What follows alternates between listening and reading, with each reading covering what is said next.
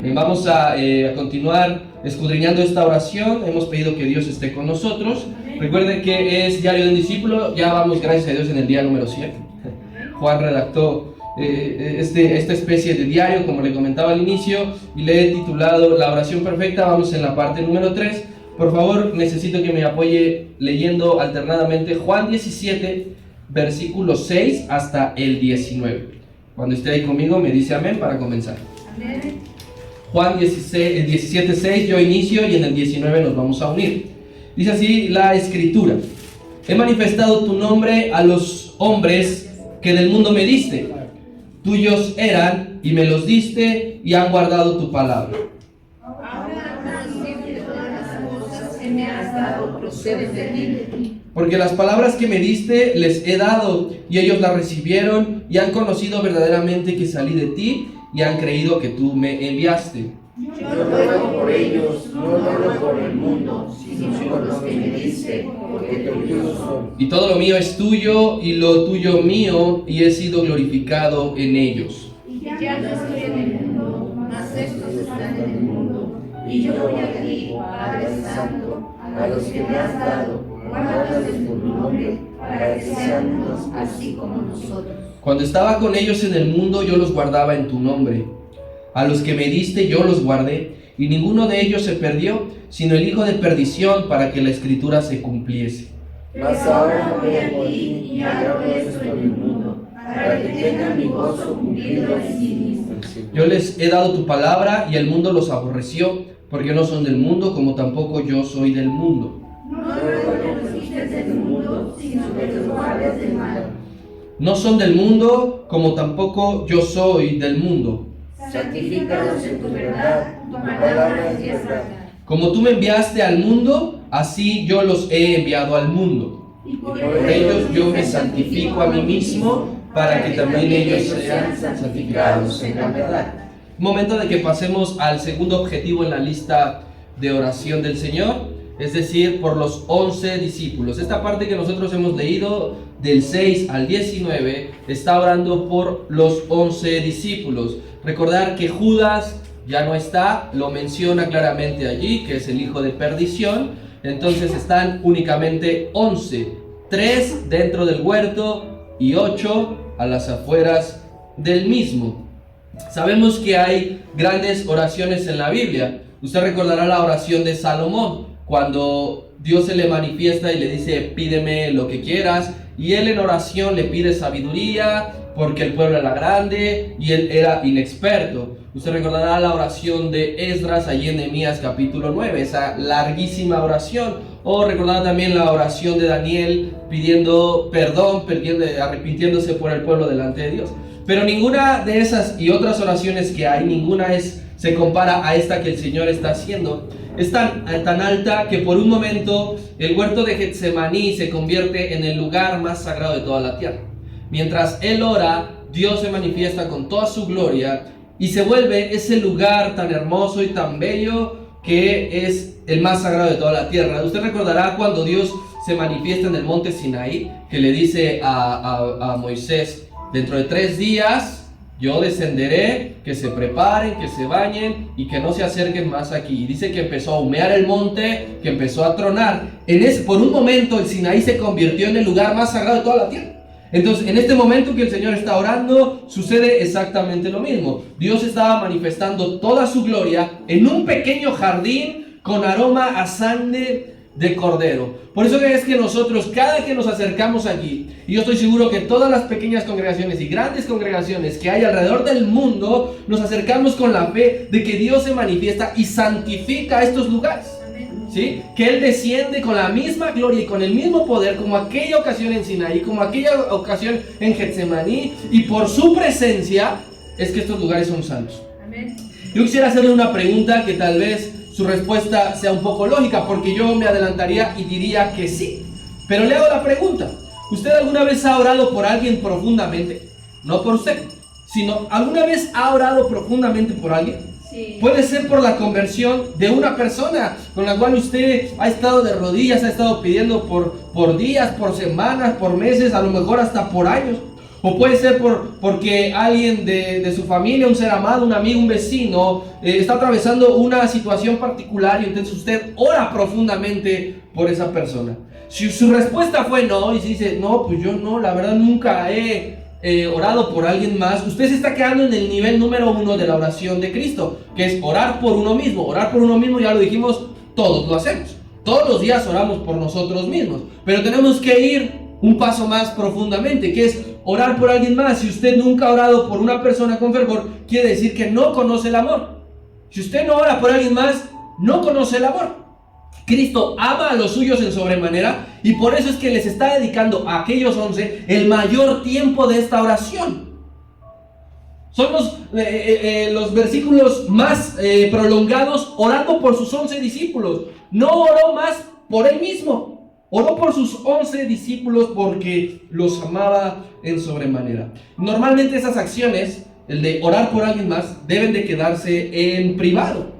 Es decir, cuando terminó de orar el Señor Jesucristo, no salió, levantó a los 3 y les dijo, acabo de orar por ustedes, tómenlo en cuenta. No llegó a las afueras del jardín y encontró a los 8 y les dijo, y también oré por ustedes. Normalmente cuando oramos por alguien se queda en privado. Pero llega a pasar que le confesamos a ese alguien, estoy orando por ti.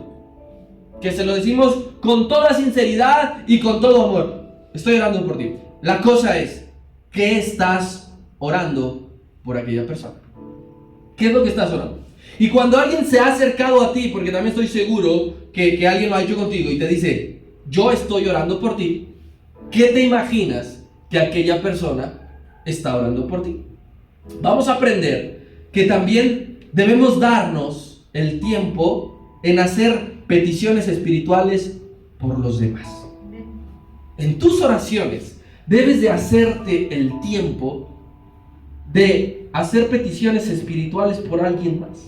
Ya hiciste peticiones espirituales por ti, glorifícame al lado tuyo. Yo quiero estar contigo en la gloria, en la vida eterna. Pero también en ese tiempo que tú ores, que tú planifiques, que tú estructures, siempre ora espiritualmente por alguien más. Porque no solo se trata de ti, no solo se trata de mí. Esta que estamos leyendo, Juan 17, no es una oración egoísta. No lo es. Saca de tus oraciones el egoísmo.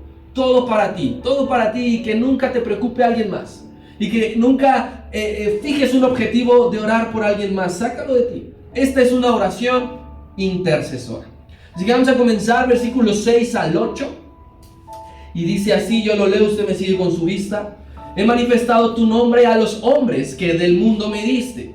Tuyos eran, me los diste y han guardado tu palabra. Ahora han conocido que todas las cosas que me has dado proceden de ti. Porque las palabras que me diste les he dado y ellos las recibieron y han conocido verdaderamente que sale de ti y han creído que tú me enviaste. A partir de este verso número 6 y hasta que termine la oración, es decir, hasta el versículo número 26, Cristo nos deja en evidencia su sacerdocio. Él está dejando en evidencia su sacerdocio porque está haciendo obra de intercesión. No se le puede llamar intercesión cuando oras por ti mismo, pero cuando oras por alguien más, cuando pides por la salud espiritual de alguien más, cuando pides por la sanidad de una nación diferente a la tuya, estás haciendo intercesión. Entonces Cristo muestra su real sacerdocio haciendo intercesión. Hay que recordar que el Señor Jesús venía de la línea generacional de los reyes por parte de su papá y de la línea de los sacerdotes por parte de su mamá. ¿Qué es intercesión? Entonces, esa palabra la escuchamos muy a menudo, pero tenemos que tenerlo muy claro de una forma muy sencilla. Intercesión es hablar a favor de otro. ¿Usted alguna vez en su época de niñez o de juventud intercedió por un amigo con la mamá de su amigo? ¿Lo deja salir a jugar, por favor? Le prometo que no vamos a ir muy lejos, le prometo que llegamos temprano, le prometo que no vamos a hacer travesuras. Eso, hasta cierto punto, es interceder por él. Porque a lo mejor su mamá, pues accedió. Ahí te lo encargo. Bien, entonces el Señor está haciendo obra de intercesión. Porque hay una parte de estos versos que hemos leído que Él dice, yo ruego por ellos. Yo ruego por ellos. Por favor, quiero que me acompañe al libro de Números, capítulo 18. Si me lo ponen acá, por favor. Números 18, versículo 7. Dice así esta parte. Le está hablando Dios a Aarón. Mas tú y tus hijos contigo guardaréis vuestro sacerdocio en todo lo relacionado con el altar y del velo adentro, y ministraréis. Cuando le está diciendo Dios a Aarón sus funciones y a sus hijos, les está diciendo y ministraréis. Ahí está de por medio la intercesión. Dentro de las funciones sacerdotales que hará siempre tu familia, tus descendientes van a ministrar. Y luego dice, yo os he dado el servicio de vuestro sacerdocio, y el extraño que se acercare morirá. Es decir, que cuando tú estás intercediendo por tu familia, por tu iglesia, por tu vecindario, por tu ciudad, por tu país, por el mundo, estás cumpliendo tu labor sacerdotal, que el Señor nos dijo que nosotros somos reyes y sacerdotes. No, ese título no es nada más para que yo lo presuma. Ese título es estar consciente de que yo debo de ministrar, de que yo debo de servir a otros, intercediendo por ellos. Amén. Amén. Ahora vamos a lo que dice el Nuevo Testamento, Hebreos capítulo 5, versículo número 1, en relación con esto mismo, de la intercesión del sacerdote. Y dice así la Escritura: porque todo sumo sacerdote tomado de entre los hombres es constituido a favor de los hombres en lo que a Dios se refiere, para que presente ofrendas y sacrificios por los pecados. Es decir, que Dios a ti y a mí nos ha llamado reyes y sacerdotes para que oremos a favor de los hombres, para que pidamos por sus vidas, para que pidamos por sus almas, para que pidamos por ellos. Algo similar hizo Abraham. Génesis capítulo 18, no vamos a ir. Intercede por Sodoma. Claramente así dice el encabezado de esa sección. Abraham intercede por Sodoma. Habla a favor de Sodoma. Y a veces nosotros nos ponemos un límite. No, es que es un pecador. No, es que no tiene remedio. No, es que ni Dios puede ayudarle. Y usted sabrá y conocerá y recordará quién fue Sodoma. Y si un hombre se atrevió a orar por un pueblo lleno de maldad, lleno de pecado, nosotros limitamos a Dios cuando decimos, es que pues de nada sirve que perdamos el tiempo orando, intercediendo. Podríamos pensar lo mismo que está haciendo el Señor por un hombre como Pedro, que le negará dentro de muy poco tiempo. Yo estoy seguro que todos los días el maestro oraba y pedía por ellos. Cuando oraba el maestro todos los días, pedía por estos 11. Pero ahora es especial. Es especial porque él ya no estará físicamente en el mundo. Recuerda que mentalmente él ya no está, porque dijo, yo ya no estoy en el mundo. Pero sí estaba todavía en el mundo. Pero su visión, su mentalidad era, él ya está resucitado, sentado a la diestra del Padre. Pero en la realidad ya no iba a estar dentro de unos cuantos días, ¿sí? Y entonces sus discípulos estarían sin él. Y por eso es que ahora de forma especial está pidiendo por ellos. Ellos se van a quedar, les dijo, ellos no pueden acompañarme ahora, se van a quedar en este mundo, pero por eso los encomienda en las manos del Padre. Por eso deposita la vida de esos 11 discípulos en las manos del Padre. Y nosotros podemos darnos una idea de cómo Cristo está en la obra de intercesión desde el Antiguo Testamento, cuando claramente lo encontramos a su persona y su acción en aquella bendición sacerdotal que viene en Números capítulo 6, verso 22. Vamos allá, por favor. La bendición sacerdotal, hace no mucho sacaron un canto que se llama así, la bendición, y está basado en esta parte. Número 6, 22, vamos a ir hasta el 27. Está hablando, Jehová hablaba directamente con Moisés, y Moisés era quien le comunicaba a su hermano Aarón qué era lo que había dicho Dios. Y dice, Jehová habló a Moisés diciendo, habla a Aarón y a sus hijos y diles, así van a bendecir a los hijos de Israel, diciéndoles, Jehová te bendiga y te guarde. Jehová haga resplandecer su rostro sobre ti y tenga de ti misericordia.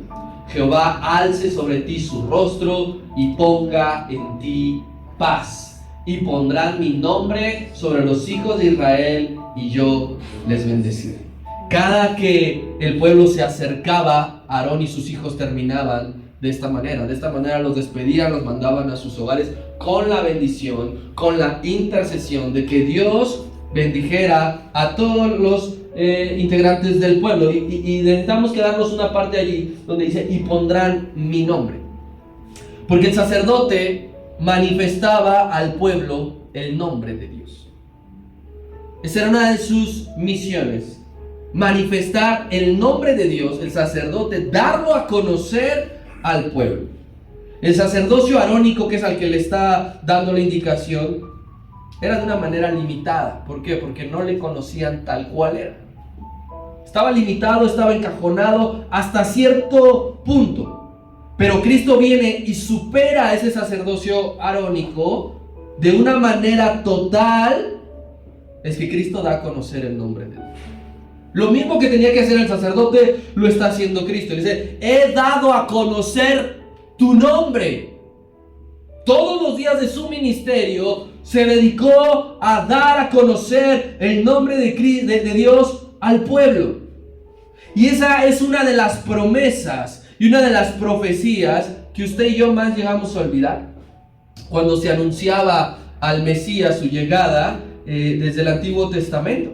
De hecho, esa profecía procede al famosísimo y conocidísimo capítulo 53 de Isaías, el que dice, mas él herido fue por nuestras rebeliones, molido por nuestras transgresiones, etc. Antes de esa profecía que está diciendo el proceso de ir a la cruz, hay una profecía que dice que el Mesías daría a conocer el nombre de Dios. Vamos por favor a verla, Isaías 52:6.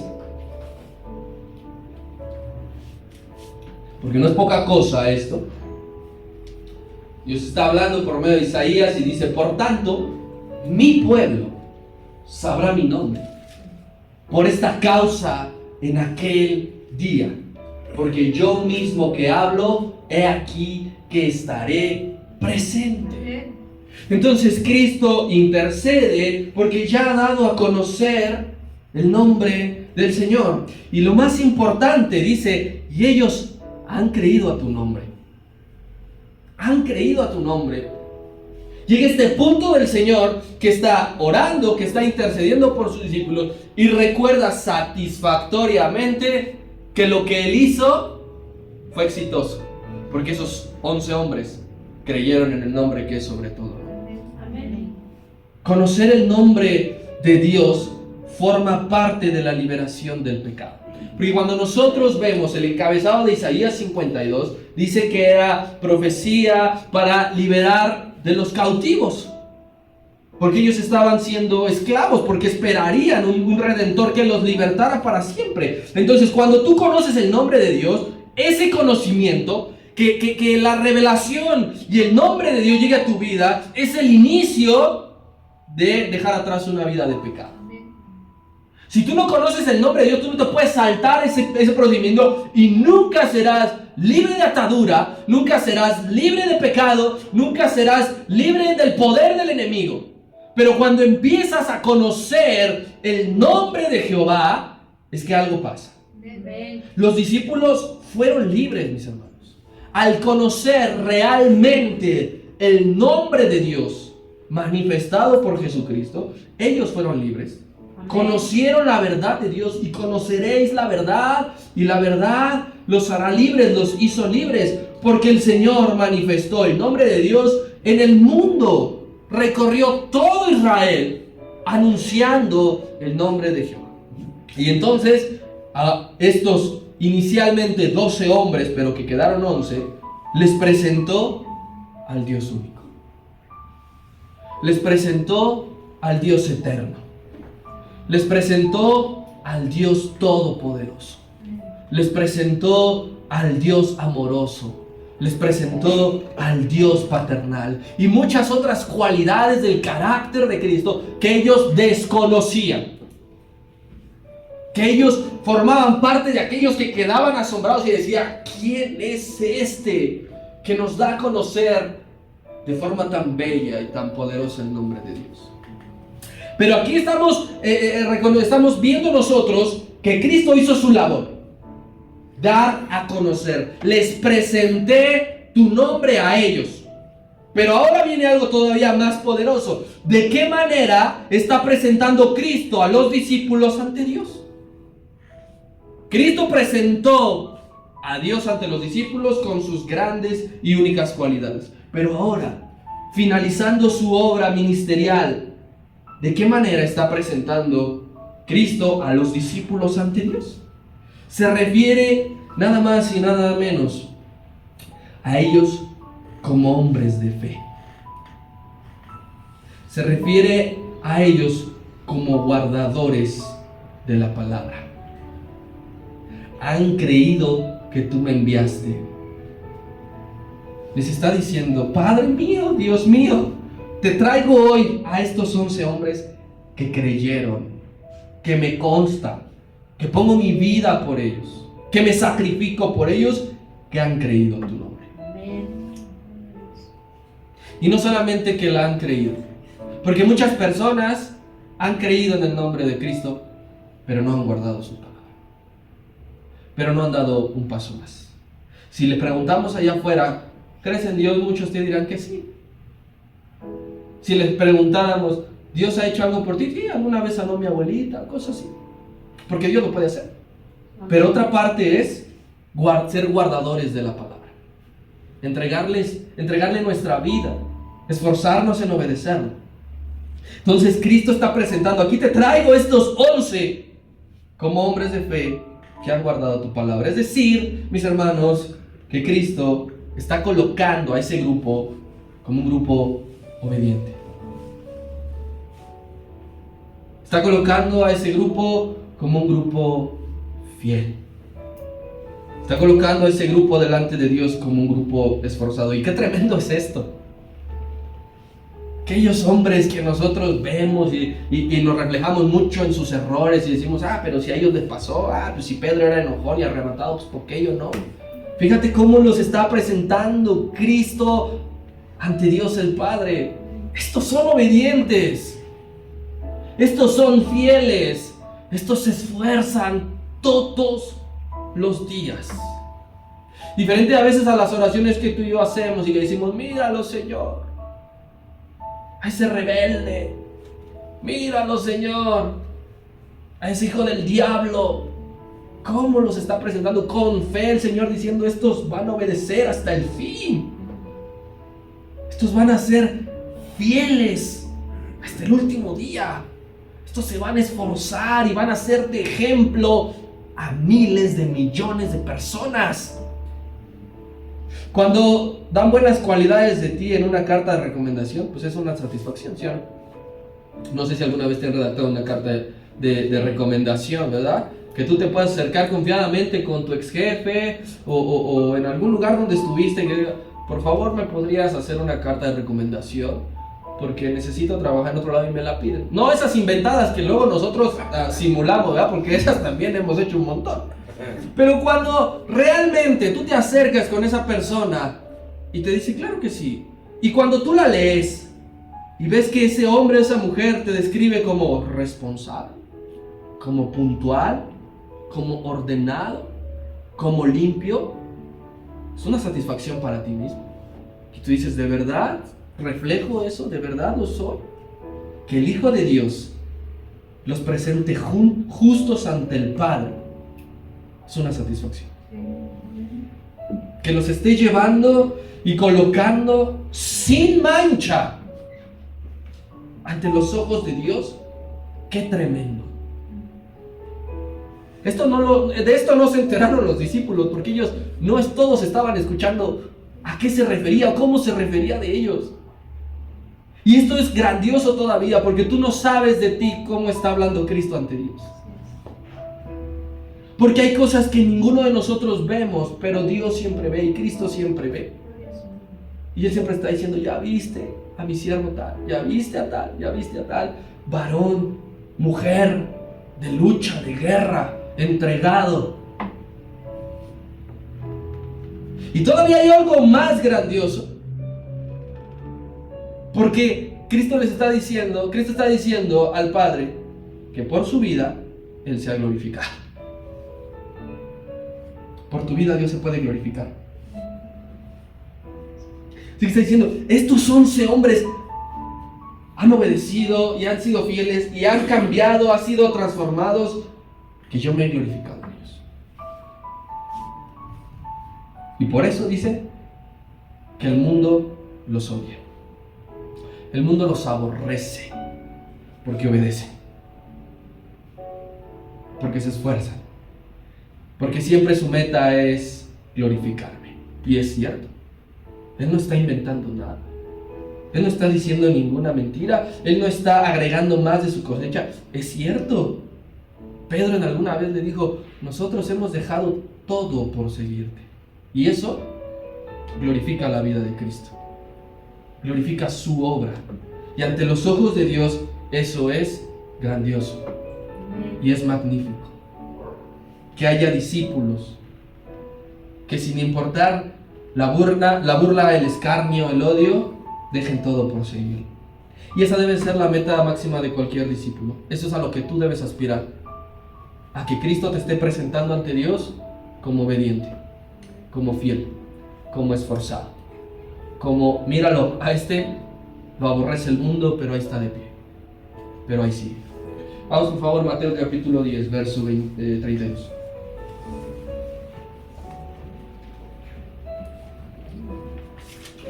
Y 33. Fíjate, tenemos que recordar lo que dice el Señor, porque esto aplica para esos 11 discípulos y para todos.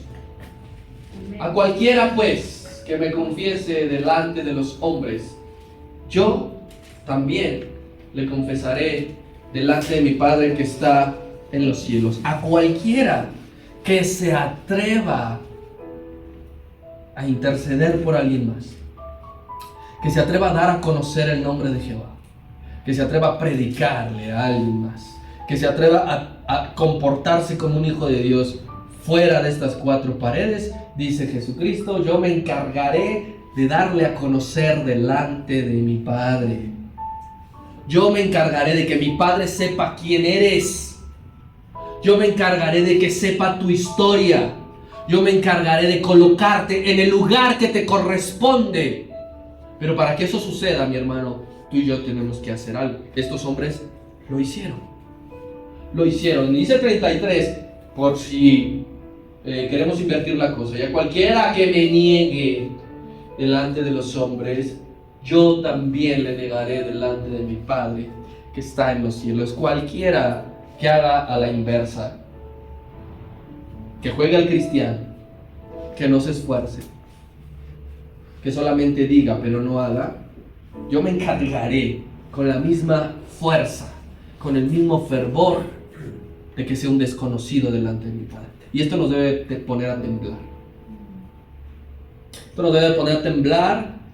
Y esto es un llamado a no dormirnos. Esto es un llamado a no despistarnos.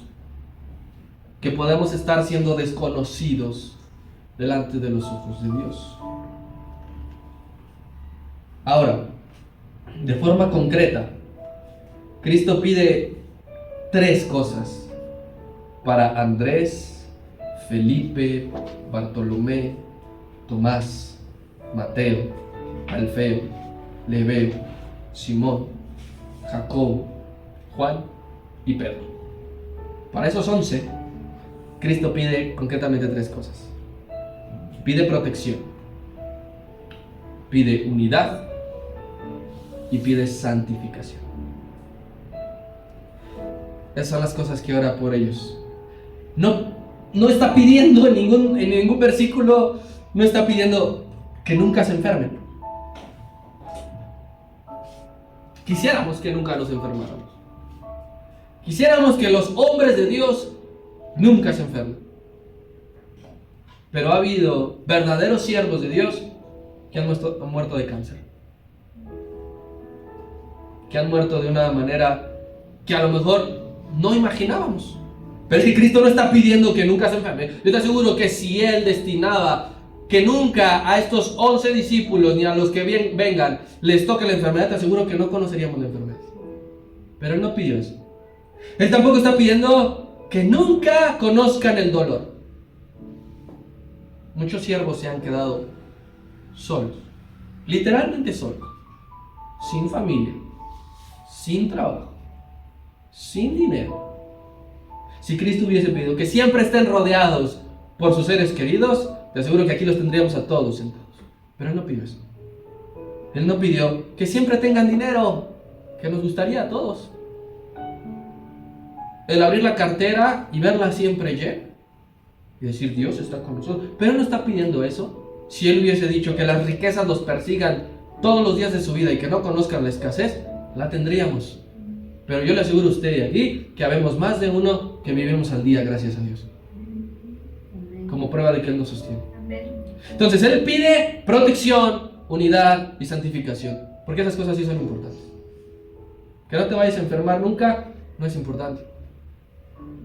Que no vayas a padecer dolor no es importante. Que siempre tengas dolor de dinero no es importante. Pero que estés protegido, que haya unidad entre nosotros y que estemos santificados, sí que es importante. Veamos la primera, protección, versículos 9 al 16, excepto el número 11. El verso 11 no lo vamos a saltar. 9 al 16, brincándonos el 11. Y dice así, quiero que pongas por favor atención, porque hay muchos detalles que voy a mencionar. Y dice así, yo ruego por ellos, aquí está intercediendo, no ruego por el mundo, sino por los que me diste, porque tuyos son. Y todo lo mío es tuyo, y lo tuyo mío, y he sido glorificado en ellos. El 12, cuando estaba con ellos en el mundo, yo los guardaba en tu nombre. A los que me diste yo los guardé, y ninguno de ellos se perdió, sino el hijo de perdición, para que la escritura se cumpliese. Pero ahora voy a ti, y hablo esto en el mundo, para que tengan mi gozo cumplido en sí mismos.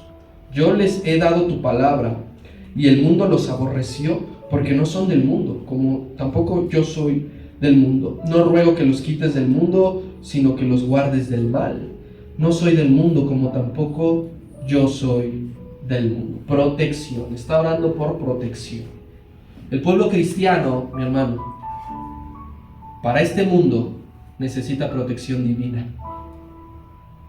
El pueblo cristiano, los discípulos, para vivir nuestra vida normal, necesitamos sí o sí, con urgencia, protección divina. No necesitamos pagar un equipo de seguridad que nos acompañe de aquí para allá como si fuésemos rockstars. Algunos líderes del Evangelio de la Prosperidad hacen eso. Tienen cuerpo de seguridad, tienen guardaespaldas, guaruras, porque tienen temor de que algún fanático les haga algo. Pero nosotros no necesitamos de eso. Usted nunca verá que el auto del pastor esté blindado, por ejemplo. O que él arrancando, pues atrás de él vaya una Cadillac, vidrios polarizados. Porque no necesitamos esa protección humana, necesitamos la protección divina, de la cual usted y yo gozamos todos los días, aunque no lo vea. El ángel de Jehová acampa alrededor de los que le temen y los defiende. Esa es la protección que usted y yo necesitamos.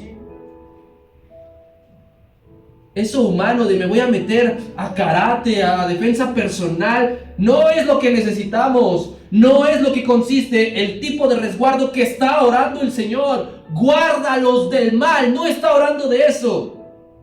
¿A qué se refiere entonces? Él no está preocupado porque alguien pueda dañar o matar tu cuerpo en teoría y en realidad. Eso no le preocupa al Señor. Porque si alguien llega a tocarte, fue porque Él lo permitió. Entonces no le preocupa que alguien pueda incluso matarte. A Él le ocupa que ninguno de esos 11 discípulos se desanimara jamás. Guárdalos del desánimo. A él le ocupaba que ninguno de esos 11 discípulos se desviara de la verdad. Nunca. Guárdalos de las herejías. Guárdalos de los falsos maestros. El apóstol Pablo decía a Éfeso: yo sé que cuando yo me muera se levantarán falsos maestros como lobos rapaces. Él estaba ocupado en que esa iglesia donde él estuvo el mayor tiempo posible, aproximadamente año y medio,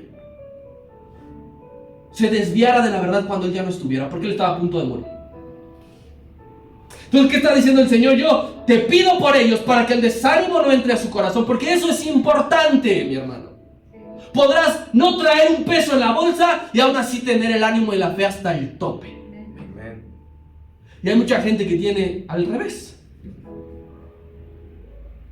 Millones de pesos en el banco y se quieren matar. Él está orando para que esos 11 discípulos resistieran la tentación cuando se presentara. Porque eso es importante. Esa es la protección que Cristo está pidiendo por esos 11 discípulos.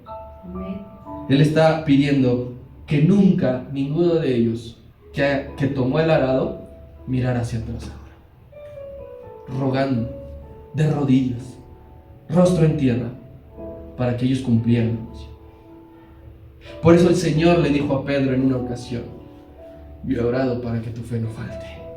Esa es la protección que le pedí. La fe protege tu corazón. La fe protege tu mente. La fe protege todo lo que Dios te ha dado. En la oración del Padre Nuestro hay una parte que dice: líbranos del mal. Esa es la oración modelo para discípulos, porque te acuerdas que los discípulos se acercaban y dijeron: enséñanos a orar, por favor, queremos orar.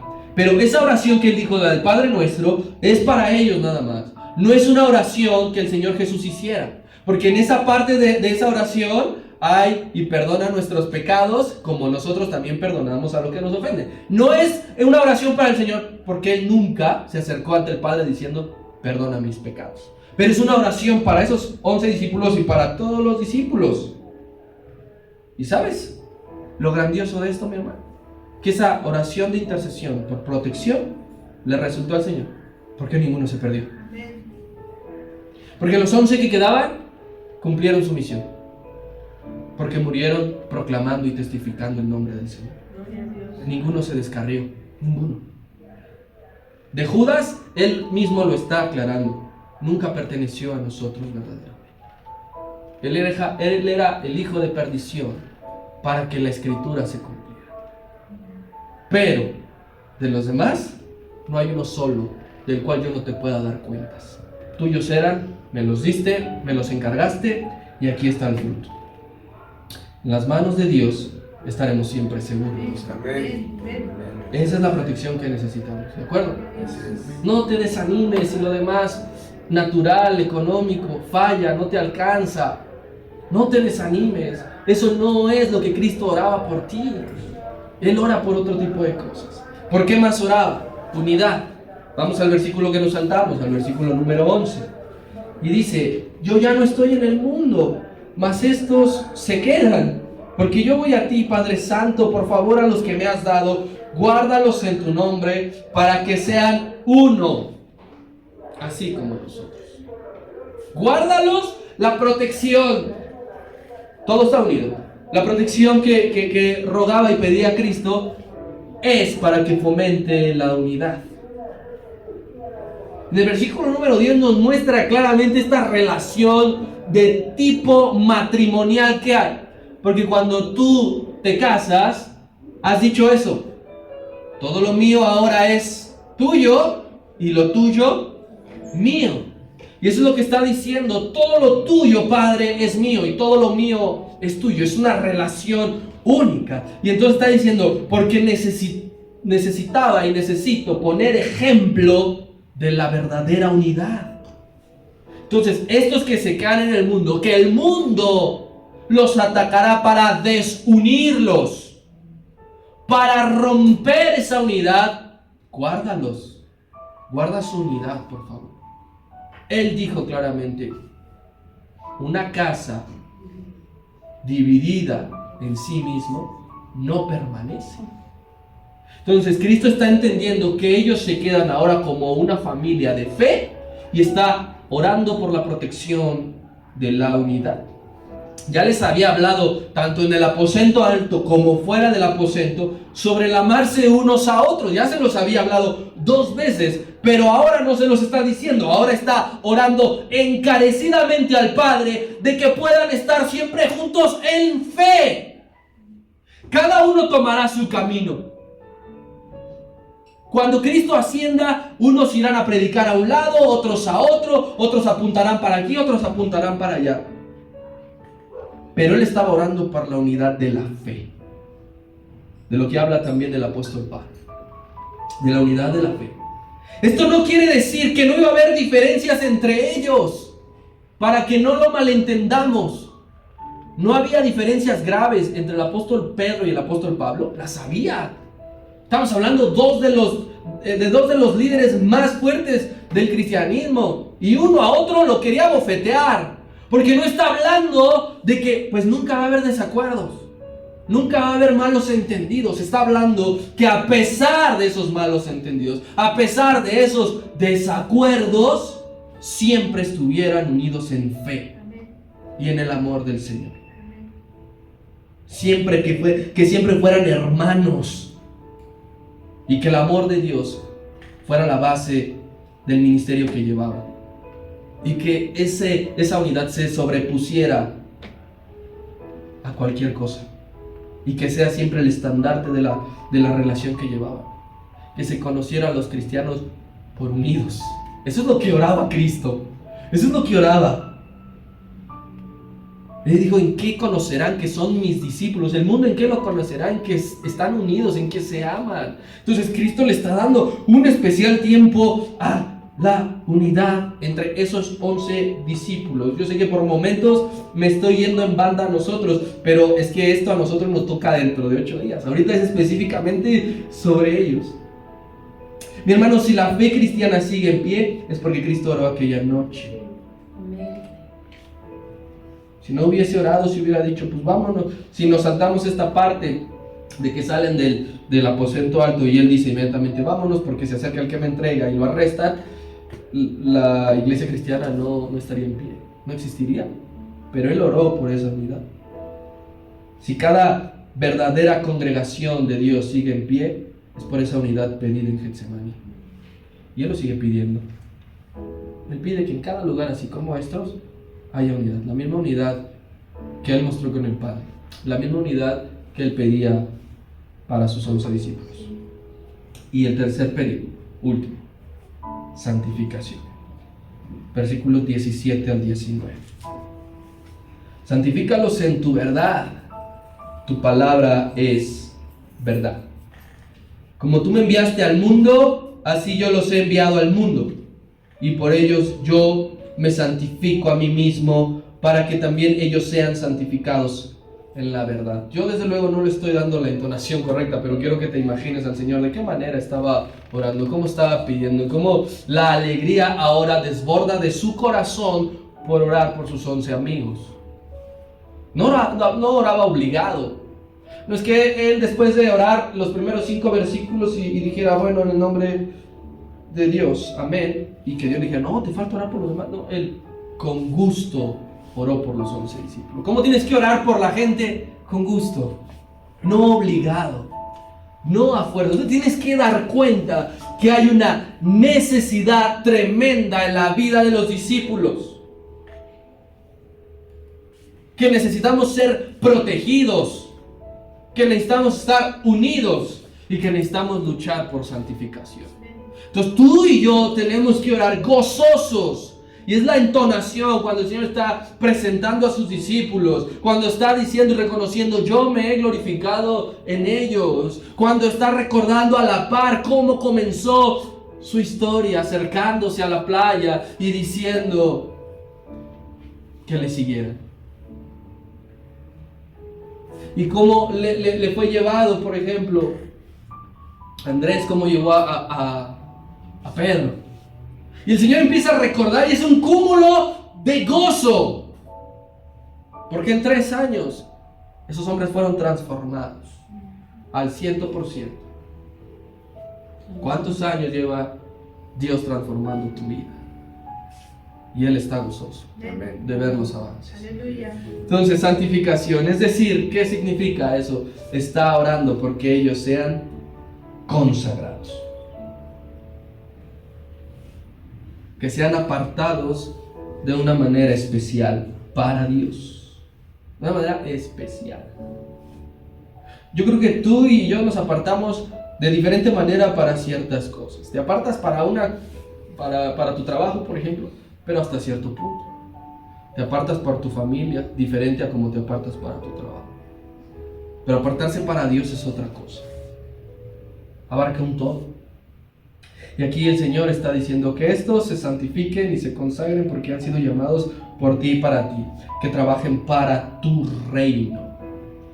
No para el reino de las tinieblas, no para el reino humano, no que sean esclavos del gobierno romano, que trabajen para tu reino y que su vida sea para tu gloria.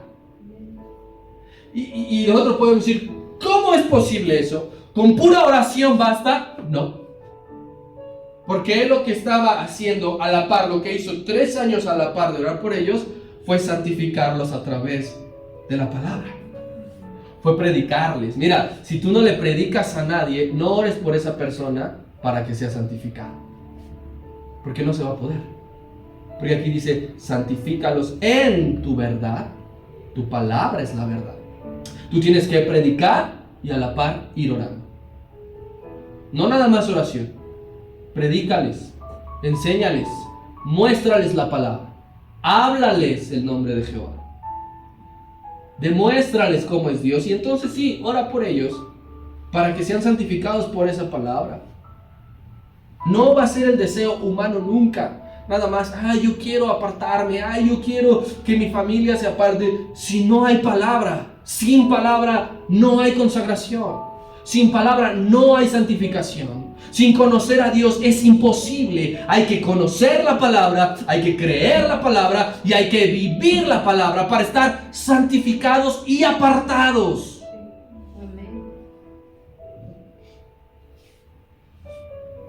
El conocimiento de la palabra, mi hermano, influye en tu vida de tal manera que cambias para bien. De tal manera influye y te santifica la palabra que cambias para bien, no para mal. Nadie en este mundo dirá, yo a partir de que conocí al Señor, me volví un vago. Me volví un vicioso. Me volví una mala persona. Al contrario, los que éramos malas personas, los que eran viciosos, los que eran vagos, a partir de que conocieron la palabra, su destino cambió para siempre. Y ahora vives para Dios. Esos hombres vivían para Dios. Mira, el apóstol Pedro era un pescador, pero se sabía unas palabrotas de este tamaño. Eso quiere decir que en su vida, antes de ser llamado, pues manejaba una lengua barroca de aquellos. Cuando estaba en la fogata, la mujer ya por la tercera vez, cuando estaba fastidiado, dice que empezó a decir palabrotas. Se acordó de su vida pasada. ¿Cómo era ese hombre? Pero ahora vive para Dios. Ya no vivía para él. Incluso cuando tú y yo, en desánimo, porque nos hemos desanimado, dice que cuando Cristo murió, Él regresó a hacer lo que hacía antes. Él regresó a pescar. Y hasta encuerado estaba. Y entonces cuando es llamado por Cristo otra vez, que reconoce la voz, nuevamente acude al llamado. Y a partir de allí, su vida nunca más dio un retroceso. Nunca más. Eso es el poder de la palabra que influye, la santificación. Ya no vives para tus deleites. El apóstol Pablo decía, ya no vivo yo, ya Cristo vive en mí, el poder de la palabra. Aquellos hombres no fueron ya los mismos cuando el conocimiento pleno de Dios obró en su corazón. Pleno, total. Y se cumplió aquella promesa, aquel llamado que Cristo les hizo la primera vez. No sé si te acuerdas. Sígueme y te haré pescador de hombres. Ya no pescador de peces, ahora serás pescador de hombres. Y como fueron santificados por medio de la palabra, ahora ya son pescadores de hombres. Y aquí hay una pregunta ya para terminar. ¿Por qué oró por ellos nuevamente y por última vez como hombre? ¿Por qué Cristo como hombre oró nuevamente por ellos y por última vez? Porque Él sabía que en los planes divinos Dios había determinado que por medio de esos 11 hombres se solidificara la iglesia y Dios nunca se equivoca. Si Él los llamó, Él los afirmó y a partir de ahora esos hombres iban a continuar la obra después de Cristo y Dios nunca se equivoca.